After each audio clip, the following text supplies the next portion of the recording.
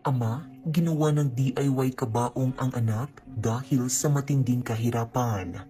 Nagbigay ng matinding kirot sa puso ng maraming netizens ang viral na balita na kumakalat ngayon sa social media.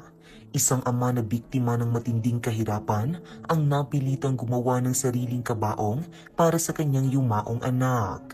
Sa gitna ng kalungkutan o kawalan ng sapat na pera, ang isang ama mula sa Iloilo ay walang nagawa kundi gumawa na lamang ng isang DIY o do-it-yourself na kabaong para maipagluksa ang kanyang anak.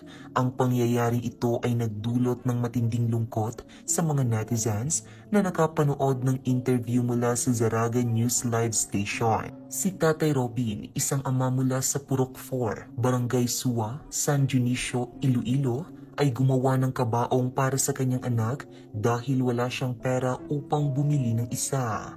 Ang yumaong anak ay kinilalang si Redwin, 33 years old, may anak at balo. Pumanaw ito dahil sa bangungot. Dahil dito, gumawa na lamang si Tatay Robin ng kabaong mula sa kahoy ng Jamelina para lamang magkaroon ng kabaong ang kanyang anak. Ayon kay Tatay Robin, dahil sa kahirapan, siya na lamang ang gumawa ng kabaong ng kanyang anak. Dagdag pa ni Tatay Robin, ang salamin na ginamit sa kabaong ng kanyang anak ay ibinigay lamang ng kanyang kaibigan.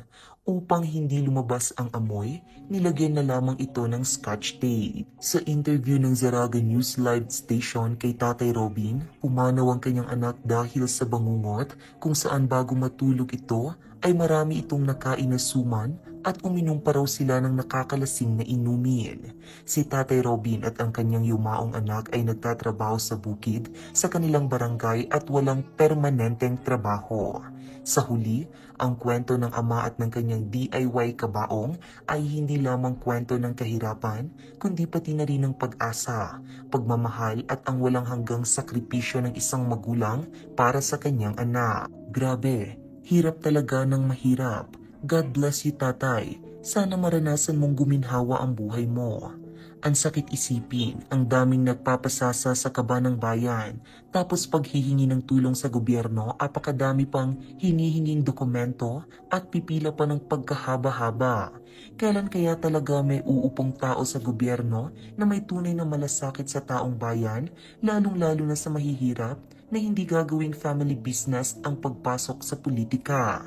Still, it's a labor of love. My deepest sympathy for the bereaved.